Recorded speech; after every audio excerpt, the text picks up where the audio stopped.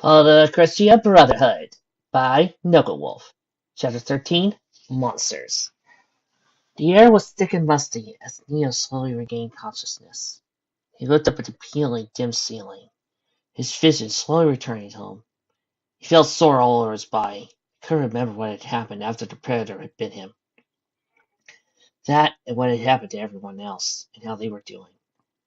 I think he's waking up, Adam said, placing himself to his brother's head. Neo looked up at him, the dim light glaring faintly against one side of his face. He had a warm smile looking back at him, which made the soreness of his body dull.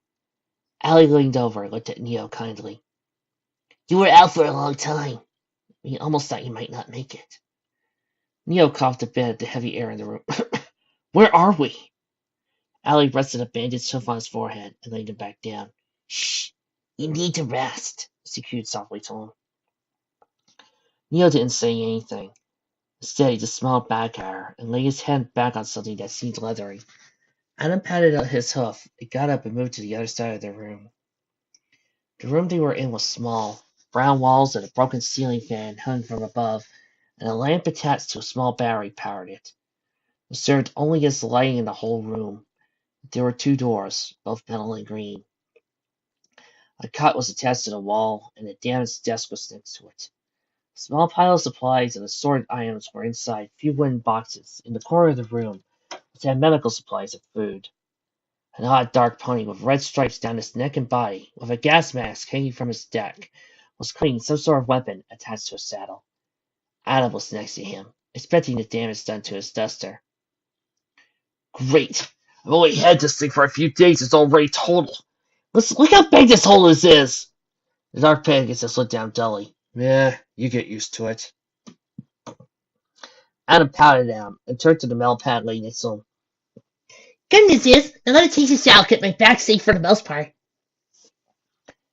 He picked it up and inspected further. But the thing is damaged.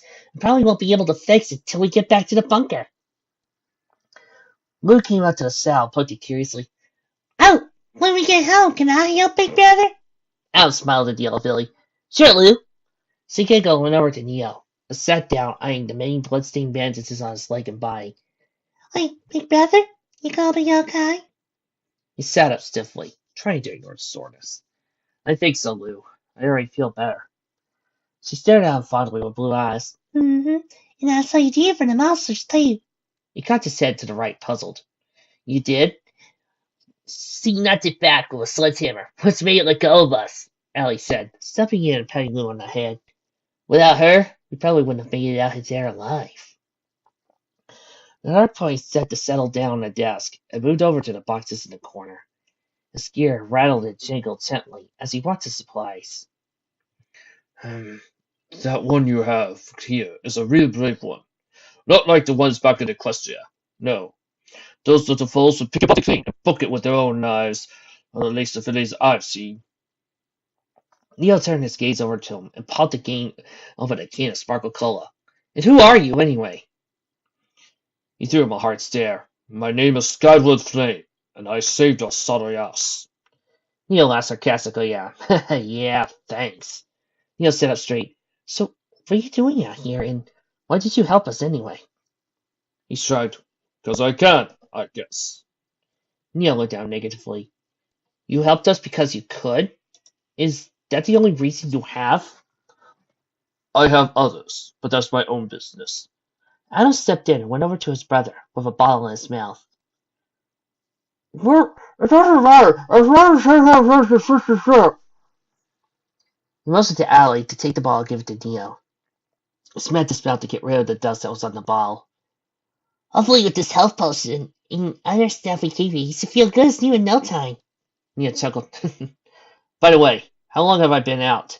Not long, Ellie said. About a few hours. A glowing aura surrounded the bottle and moved it closer to his mouth. Neo drank down the magical liquid inside. It felt as a sordid flow in front of his body. That's not too long. I thought I had woken up 3 or 4 days later. Adam gave him a playful look. Not this time. Let's be thankful it wasn't like one of those times. Yeah, and I'm already feeling better. That potion I drank really helped clear the soreness, Neo said, moving his arms and stretching them out. Good. Skyward Flame said, because you're going to have to move out as soon as possible. Allie looked at him oddly. Why, may I ask? He looked at her seriously, as if he called blasphemy. Why? Why not? Those things have a goal, and they are willing to die to complete it. Right now, your group is their goal, and they won't rest until you're one out of their territory or two. Get it!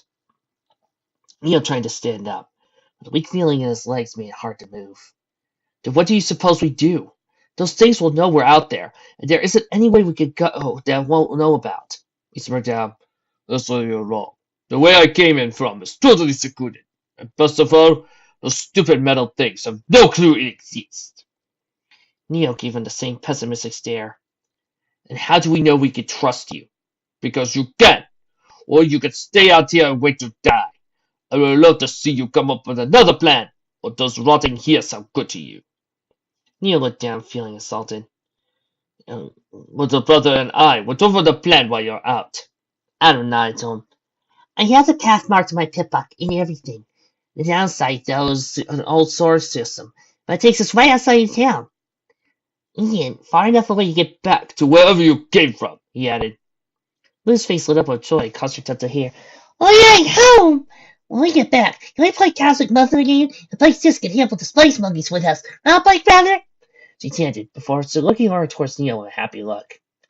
He gave her an equally heartwarming smile. Yeah, Lou. Those Space Monkeys will stand a chance against Lou, Monster Slayer! She giggled and gave him a big hug. You're so silly, big brother. Neo sat up with his duster folded neatly next to him, as he and Allie slowly undid the bandages on his leg. He restrained himself from itching the sticky bandages that stuck to his fur. Almost. There, all done. Allie announced, placing the bandages to the side. Neo sighed relief and itched his leg with his metal hoof. He looked over his leg and looked for scars and other noticeable features the predator might have left while it attacked him. Well, looks good. At least I can still move it, he said, wiggling his leg around. Allie nodded at him. Yep. With your leg back to normal, we can finally move out now. She got up and went over to their bags, which were stacked up in a pile in the corner of one room. Adam was already there with his rented bloodstained duster, getting his stuff ready. Neo put his duster back on. He cringed a bit at the dry bloodstains that covered it. It was the only thing he had for protection at the moment. He levitated his white bandana to his head and tied it. At least the levitation cell still works. Adam rolled his eyes and looked at his own duster. It's more easy than mine. Lou looked through the rather large hole that was in the middle of it. My boy Sis knows how to fix holes. Adam smiled at her. Once we get back, we can see if she can help me fix it up.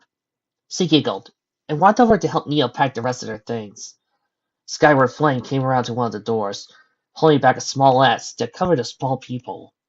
He looked through it and went back to his desk, where his saddle with the gun attached was. He picked it up and placed it on his back, and letting his wings go through small slits so he could fold them naturally. He bent down a small bit to connect itself to a gun on his back. With a click, the gun reloaded itself. Adam watched the Pegasus walk towards him from the desk. His eyes set on the saddle on his back. What is that exactly? Adam asked, eyeing it oddly. Allie stepped in before he could answer. It's a battle saddle.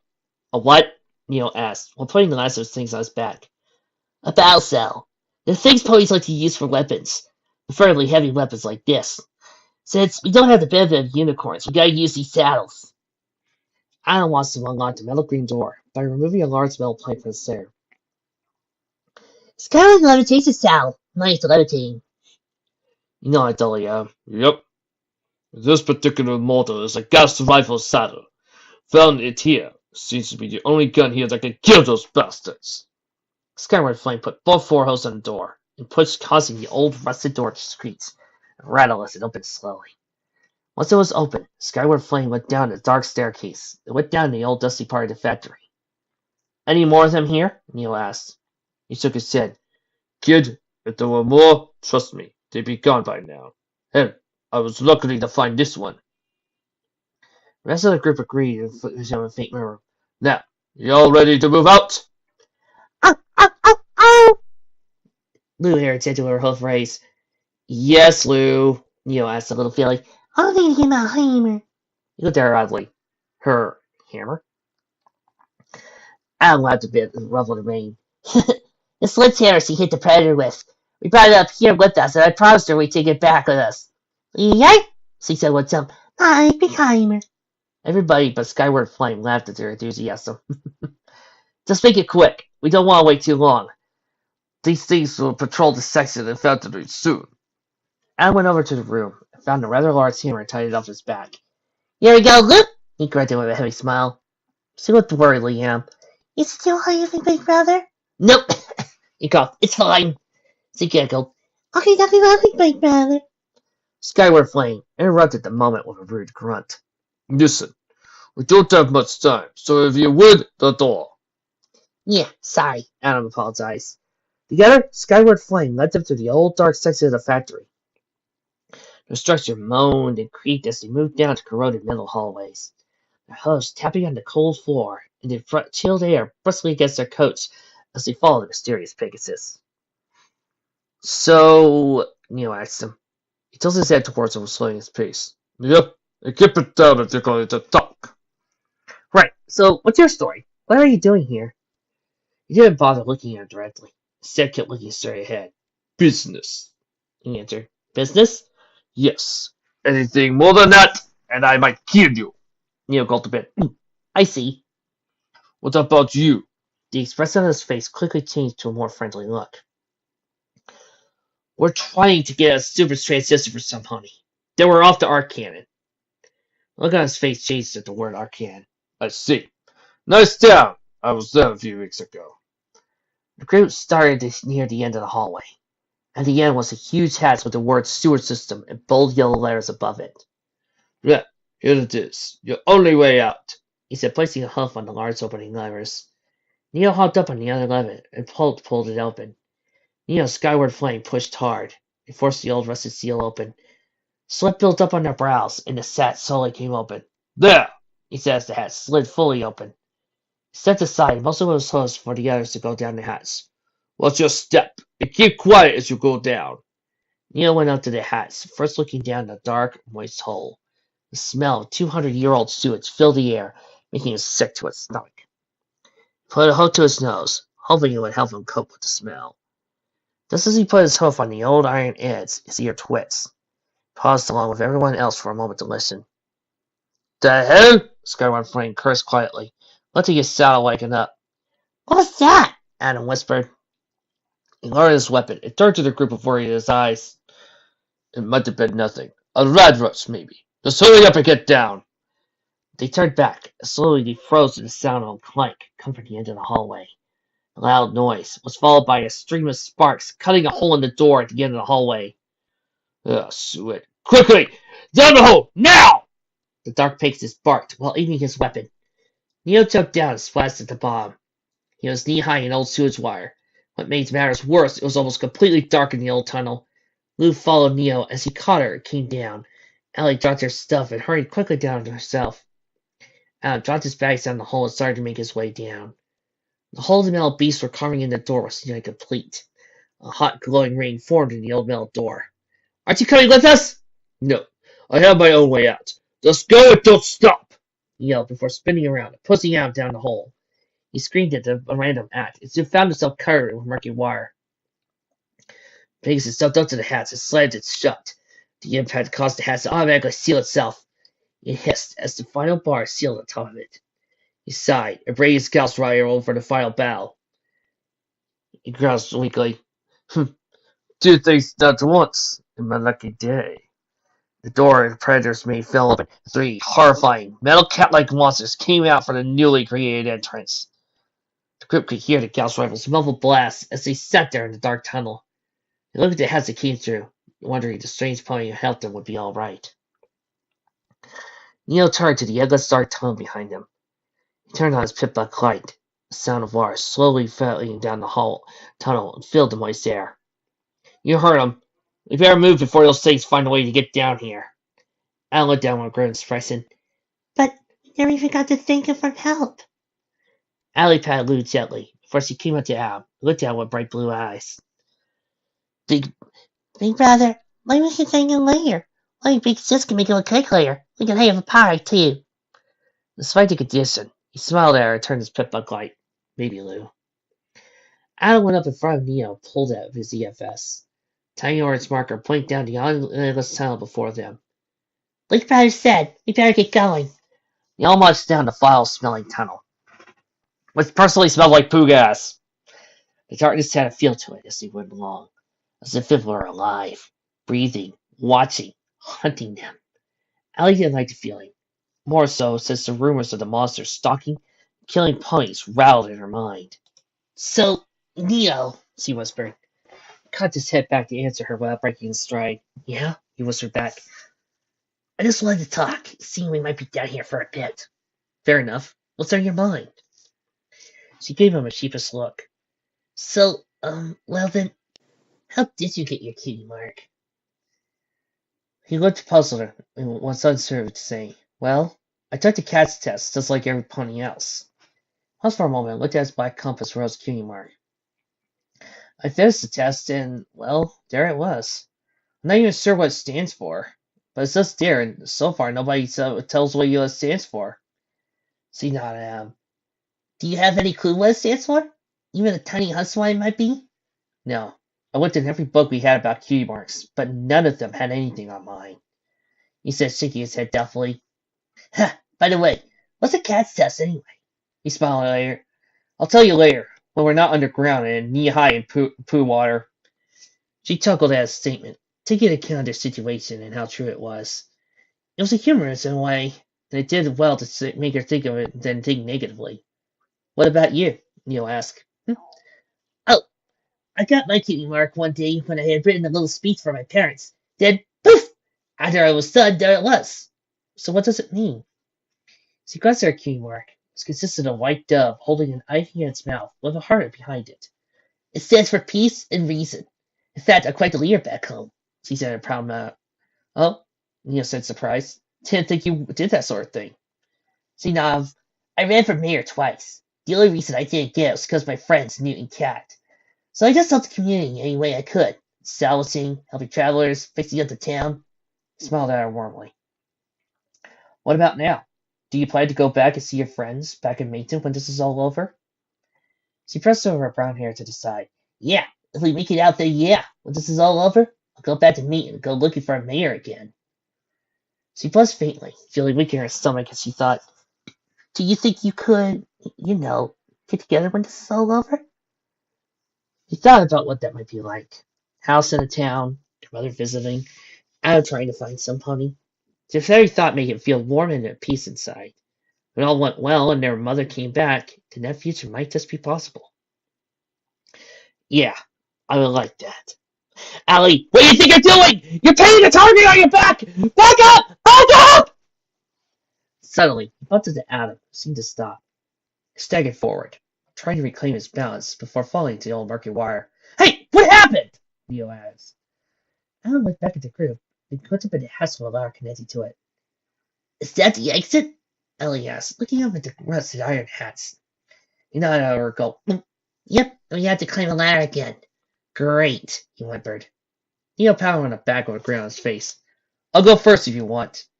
He nervously grinned at him. No, I think I'll go in case you guys can catch me.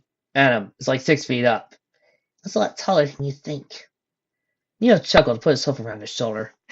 If you say so, I'll wait for you to go up before I send Lou and Ellie up. How's that sound?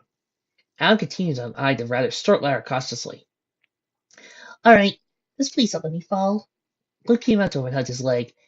I'll go that kind of now you get nails when I tried something new or scary. He patted her on the head softly. Thanks, Lou. So he giggled up at him and stepped back. Adam threw out a few calming breaths before starting up the ladder. Hoof by hoof, he slowly made his way up. Once he reached the top, he used his teeth to unlatch the exit, propping it open with his head. He stuck his head out at the top and looked at the world above. All around him were rocks, and dead grass. The rocks covered most of the view. Besides clearing the exit, it looked like it was safe. He quickly turned his head to the sky, only to be greeted by a green-black sky, covered the same clouds that had blanketed it before.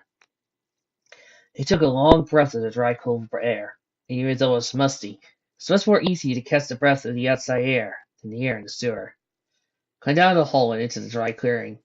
You can come up now. The coast is clear, Neil added to him.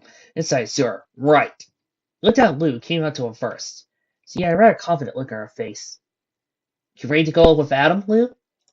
She nodded at him with a bright smile. I'm ready, big brother. With a gentle pat on the back from Neo, she was ready. She slowly ascended the ladder and got back up to the outside world. Neo looked back at Allie. You ready to go? He asked. She nodded at him and climbed up. It didn't take her long to reach the top, nor did it take Adam long after she got up to call for his brother to come up.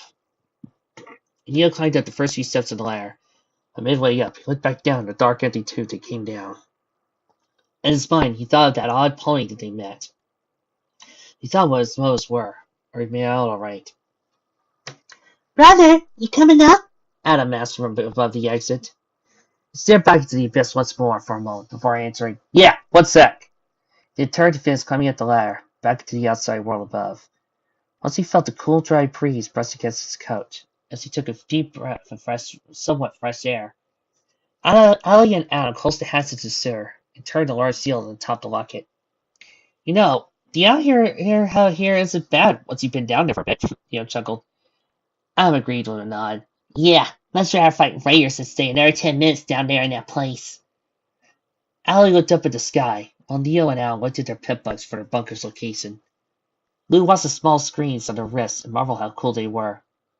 See, Lou, this is a pit bug. Where we come from, you get one when you're 10. When you do get one, it means you're a big pony and have to start living like one. Neo explained to her. What's that point when I'm saying I get a big pony when it's like you?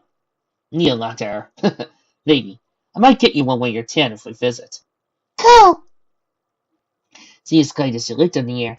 I'll be a big pony and find lost ponies of space with my big pony wants like Kesman Mountain. Neo and Allie chuckled. They turned to Adam to see if he found the bunker on his map yet. There, I have it marked. Surprisingly, it's not too far from here. Maybe a mile or so that way. He pointed out to the side, indicating where the bunker was. Allie looked more into the sky, then back to Adam. It's gonna get dark out soon. Now here, night is when the bigger critters come out. Yeah, you're probably right, Allie. A lot of their mess is stuff coming out at night. Lou pointed to the sledgehammer that Adam was carrying on his back, a crazy look in her eyes. You don't need to be scared of. All Lou's here. Adam picked her up and sat her on Neil's back. Yeah, you don't dare mess with us as long as you're around. Lou flexed and did several heroic poses on Neo before the group started walking back to the bunker. They were heading back, and hopefully their efforts to get their transistor was worth the pain they had to go through to get it. Maybe, just maybe, they may not eat beans when they get back. Inside the cold metal walls of the bunker, Lavender sat at the table while a radio on the shelf played soft music. She laid her head down on the cold tabletop and worried. She worried about how they were doing, if they made it all right, or if Lou went with them. It all bothered her, and the more time it passed, it only made her lose hope more that they wouldn't come back. Professor was in the kitchen cooking some sort of meat in a pan. It sizzled cooked evenly as the smell filled the air. Lavender didn't cut her. She was too sad to eat, even if it was something different. Just cheer up, dear. They'll show up. I'm sure of it. He stuttered before returning to his cooking. And maybe, I'll say, maybe. The song trailed off and was replaced with a smooth, cool, deep voice. That was Maybe Kiddos by I don't really know at this point, but oh well. And it's me, haha, coming at you from the Silver Main Outpost, School Blue, giving you all the news and sweet toads your little hearts desire. Today we got urgent public service announcements. Kiddos, listen, some kinds of things been killing those innocent traders down south of the Lark Cannon. So if you're a trader and you know that you and your pals could wind up mincemeat or worse, but still there's hope. I got reports that the coalition has some guardians looking into this thing. And to those two who are helping out with the problem, thanks. A lot of ponies need you guys to solve this thing. Enough about depressing news. Let's move on to something happy to brighten up your day. A very bouncy song with drums and saxophones played loudly. Lavender got up and she turned off the radio. She sighed heavily and turned to her chair with a sad feeling in her heart. She sat there for a moment, thinking. The radio didn't help her try to forget about them. It didn't help that this was the first time they weren't having canned beans for dinner and they missed it. While her head lay on the table, her left ear twitched. And again, she soon heard a faint knocking coming from down the hall. Face lit up as she dashed out of the kitchen and into the monitor room. The door clanked open and exposed several glowing terminals on the wall. She pressed a few buttons on the large control pad, It saw as one of the screens broadcast to the outside world. She gasped happily as she saw Adam, Neo, Allie, Lou's faces on screen. "We made it," she whispered, tears building up inside her. She bolted out the room, leaving the small stool she was sitting on spinning behind her. She raced up the ladder and went to the door. On a small keypad, she typed in the passcode for the door. The door hissed and clanked as the lights came unlocked on the heavy door. The door slowly opened inward, and the first thing Lavender saw was Lou jump at her. "Bright she cried as he threw her through the air to tackle her. She hugged Lou on top of her, with small tears coming down her eyes. Lou hugged her back and got off of her. "Me and our big brother fought monsters and found a power pony and went to a speaking out place." She continued to talk on what they had done the past 2 days, so she couldn't hear it due to other talking to the stage pace. Lavender let everybody else in, and the door shut behind them. "I'm so happy you made it back. I thought—" "Never mind. Welcome back." Now I'm on to her. "I'm sorry we took longer than normal, but we ran into some trouble along the way." "A little more than just trouble, Adam," Neo added. Adam rubbed the back of his head sheepishly. "Yeah, a little more than that." So he told Adam, "Well, you can talk it all about it over dinner." "Oh, and Neo?" Neo looked at her before making his way down to the bunker. "Yeah, Lavender?" She smiled at him. "You'll be happy to know we're not having beans tonight." "Yeah, something different!" He exclaimed merrily before going down the ladder to the bunker below. Together, they all went down to the kitchen where the professor made meat stacks. Rich, smoky flavor filled the room. Neo's mouth drooled as the smell of food filled his nose. Adam and Allie came in to smell the same thing. A rich flavor of sizzling goodness. "Wow, that smells really good," Adam commented to the professor before taking a seat on the table. Neo sat down and watched him cook for a moment. "Yeah, I didn't know you could cook, Professor." He nodded with a nervous, modest look. "Why, yes, I've cooked for quite some time, to be honest." Neo struck down. "Never would have guessed." Lou sat down at a table, with her bow untied in front of her. She fumbled with the red ribbon around as she tried to tie the man mischievous thing. "My brother, could you help me?" she asked Neo. "Sure, Lou," Neo said with a smile. Came over to her and showed her how to tie on her head. He used to help tie bows similar to this when his mother was getting ready for an event or a party. The professor placed the now cooked meat on the plate and placed it in the center. He opened the door, pulled out a razor-sharp knife, and started collecting delicious pieces of meat. He chopped them up harder and harder. "Damn it! I was so close to losing those three. How did he make it out?" He soon felt a sharp pain go across his left hoof. Dropped the knife and held his now bleeding hoof. "Damn it!" he swore quietly to himself. "I'm sorry I can't join you. Please help yourselves to the food." He levitated and serving himself with his horn and held his bleeding hoof before leaving the room. Lavender sighed. "He never stops. Always working." "Has he always been this way?" Allie asked. She hung her head with sorrow in her tone. "He's always worked non-stop, ever since my other sisters died." Neil raised an eyebrow at her. "You had more sisters?" She nodded grimly at him. "4 older sisters.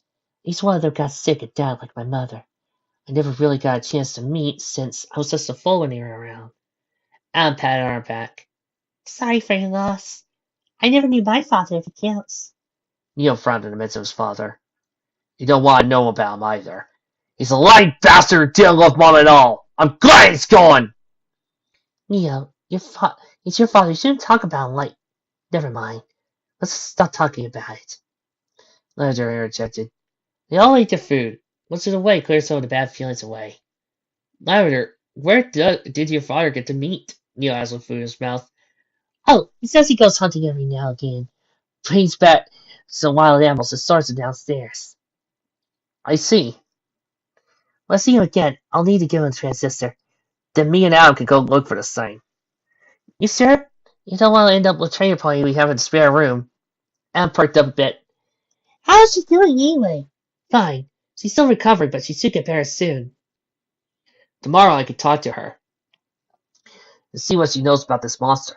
Maybe we can finally catch it and continue looking for our mom and our cannon." Lou shook her head. "Not before we battle the space monkeys, big brother." They all laughed at Lou's statement. "All right, Lou. First we battle the space monkeys." In a dark metal room, the professor ate his meat on a plate, tore it madly with teeth, instead of watching a monitor on a large thermal screen. "That caravan, buddy, simply has to go. Can't risk asking no questions just snooping around. Not while I'm close to another cycle. Spun around, placed his soap to his mouth, and thought what his next move would be. My power's too trained to continue with the caravans, and those damn guardian ponies didn't die like they were supposed to at the factory. But then again, they brought Lou, and I need her here. I continue to take him out the old-fashioned way. Yes, they'll do. It'll be more fun that way. He started to chuckle to himself as he thought of how the plan would unfold. Yes. The chuckle grew louder until it developed into a full laugh with a twist in his eye. And they think they can complete their plans. But they can't catch me. He calmed down for a moment, leaned back in his chair, panting heavily. Lawrence then with a smile said, I think it's about time I hurry things along. It won't be long before I start the next cycle. Not long at all. Footnote. Level up. New perk. Honest Hearts. When talking to ponies, telling the truth matters. When you tell the truth, you gain a 20% chance in that option to convince ponies to do something or believe you. Footnote. Level up. New perk. Canter on. You can now sprint longer. Tire out less often when sprinting.